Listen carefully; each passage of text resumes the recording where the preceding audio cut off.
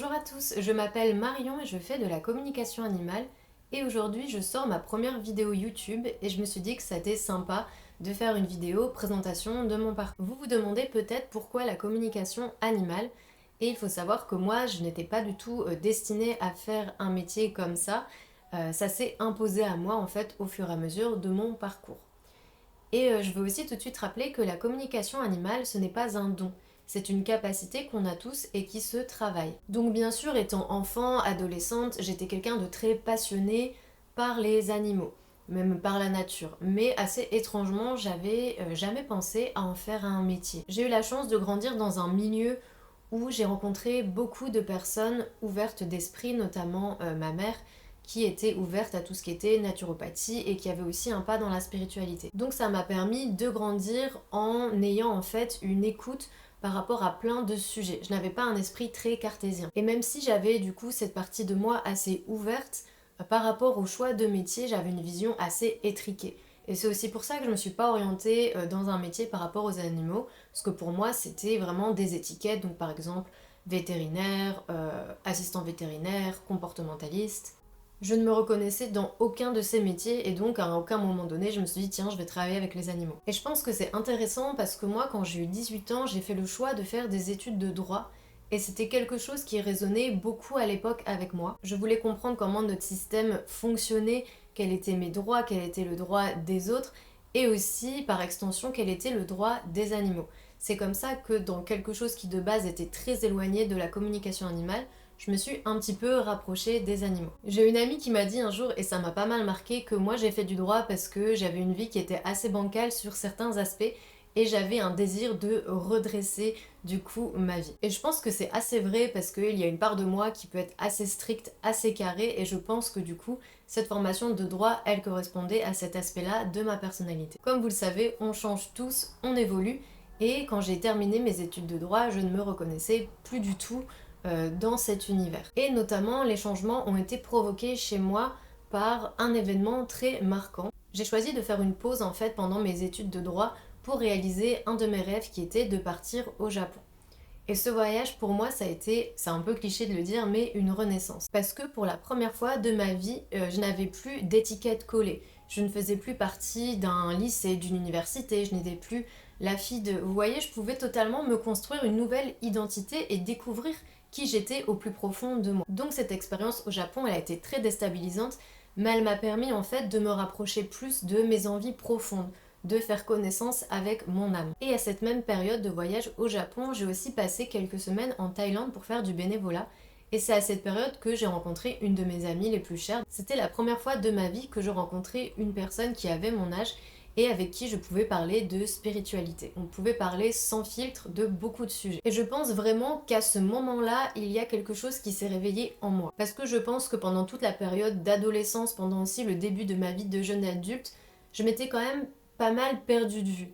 J'avais un peu perdu cette accroche à la nature, aux animaux, à tout ce qui était attrait à la spiritualité, à la naturopathie. Alors que c'était des valeurs qui résonnaient avec moi enfant. Et donc cette rencontre, ce voyage, ça a vraiment permis en fait de me ressentir. Et à ça, ajouter mon expérience au Japon, où moi je me suis vraiment construite en tant qu'individu, ça a totalement changé ce que je voulais dans la vie. Je me suis rendu compte que je voulais un certain mode de vie et que le système en fait traditionnel de travail de bureau où on est de 9h à 17h au bureau ne me correspondait vraiment pas du tout. Je voulais quelque chose de beaucoup plus libre. Je voulais pouvoir vivre à la campagne et pas forcément devoir prendre ma voiture pour aller au bureau. Je voulais pouvoir partir en vacances quand je voulais, avoir du temps pour ma famille, avoir du temps pour mes amis. Donc oui, ça peut paraître assez utopique, mais je pense que ce ne sont pas des points sur lesquels on doit faire des concessions. Donc si toutes ces valeurs résonnent avec vous, je pense que c'est intéressant de se poser les bonnes questions pour arriver à un métier qui nous correspond. C'est bien sympa ce que je vous raconte, mais je vous cache pas que ça a été quand même assez dur à vivre comme transition, parce que au bout de 5 années d'études de droit, donc avec un master 2, je me suis rendu compte que le monde juridique ne me correspondait pas et que je voulais faire totalement autre chose. Donc là, il y a eu toutes les questions de perte de temps, de on va me juger, on ne va pas me comprendre. Donc quand même, ça a été introspectivement une période très très compliquée.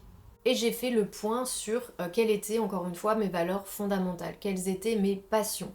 Et je me suis dit, toi Marion, il y a une chose qui t'anime, c'est les animaux. Et à la fin de mon parcours de droit, c'était d'ailleurs pour ça que je m'étais orientée vers la protection des droits des animaux. Et c'est d'ailleurs une cause très très noble et j'ai beaucoup de respect pour les personnes qui défendent justement ces droits. Mais moi, je sentais que ça ne résonnait pas jusqu'au bout avec moi. Ce n'était pas comme ça que je me sentais le plus proche des animaux. Je n'avais pas pour moi un rôle à jouer. Et donc du coup, comme pas mal de personnes un peu perdues dans leur vie, je me suis dit je vais tout simplement taper sur Google des mots-clés qui moi me parlent. Donc animaux. J'avais réconcilié cette partie de moi-même avec tout ce qui était spiritualité, naturopathie. J'ai donc tapé ces mots-clés ensemble et je suis tombée sur plusieurs formations de naturopathie animalière. Donc je me suis renseignée, j'ai regardé un petit peu quelles étaient les disciplines et je sentais que ça réveillait quelque chose en moi. Et ça faisait écho, encore une fois, à des valeurs qui avaient été inculquées dès mon enfance. Il y a une formation en particulier qui m'a intéressée et je me suis dit que je n'avais rien à perdre, que le mieux c'était de tenter l'expérience, que au pire ce n'était que une année dans ma vie. Je me suis donc inscrite à cette formation de naturopathie animalière et ça a été pour moi un deuxième tournant dans ma vie. Petit aparté, c'est que je ne vous conseille pas du tout cette formation parce que pour moi elle n'est pas assez professionnalisante. Vous avez en fait beaucoup de petits modules qui vont vous présenter des disciplines, mais vous ne pouvez jamais approfondir pleinement.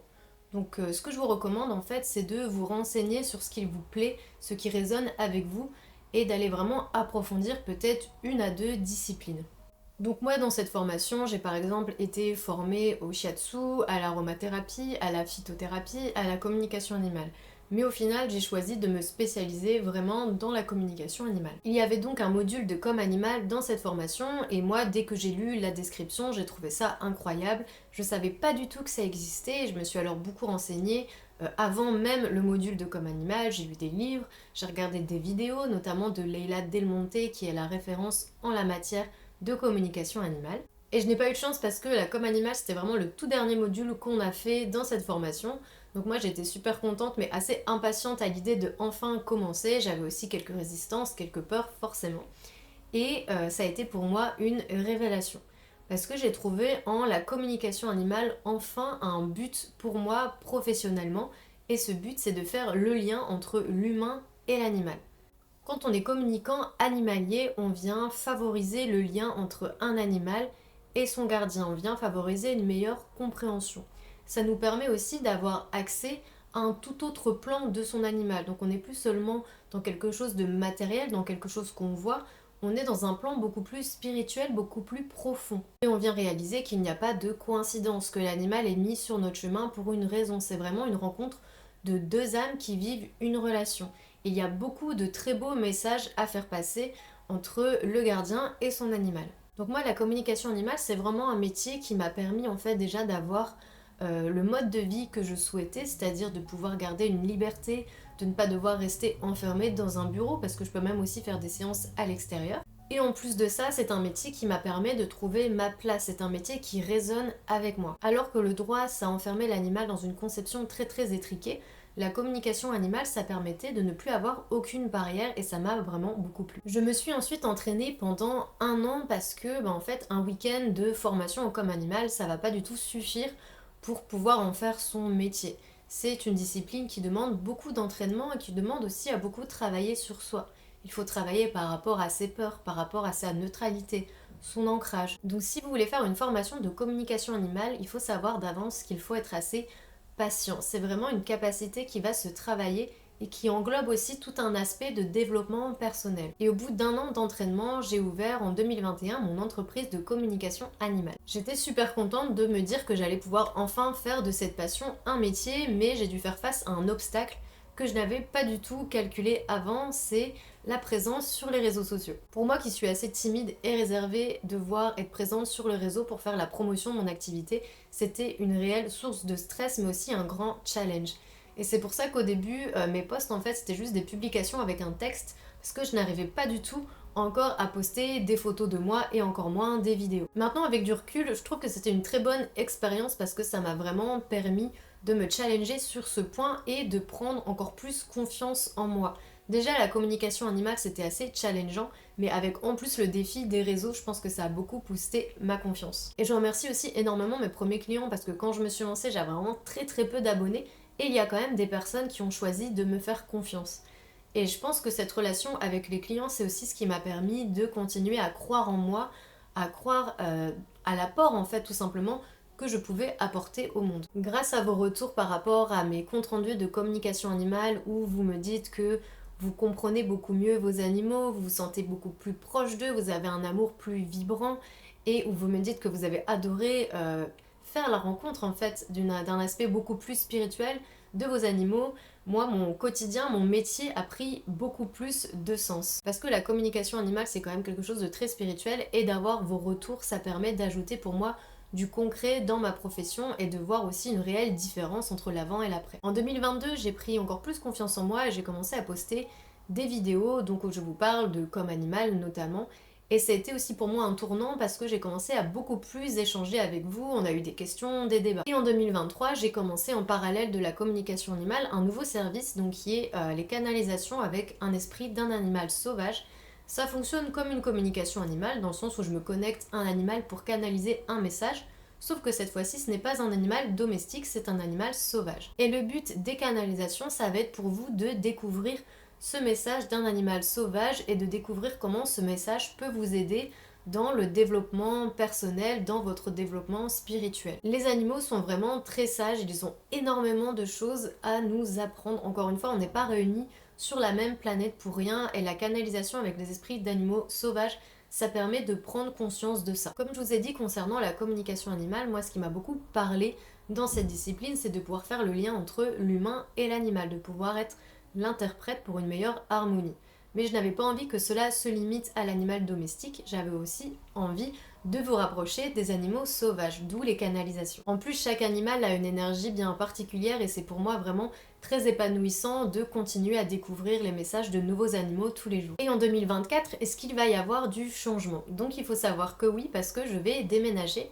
Actuellement, je vis dans un petit appartement et du coup, je ne peux pas vous recevoir à domicile et je ne peux pas donner mes formations à domicile. Elles se font uniquement via Zoom. Du coup, bientôt, sûrement à la rentrée 2024, je vais pouvoir vous accueillir chez moi, autant pour faire des formations que pour vous recevoir avec vos amis. Et il faut savoir, si ça vous intéresse, que moi j'habite dans le nord de la France, donc dans la campagne autour de Lille.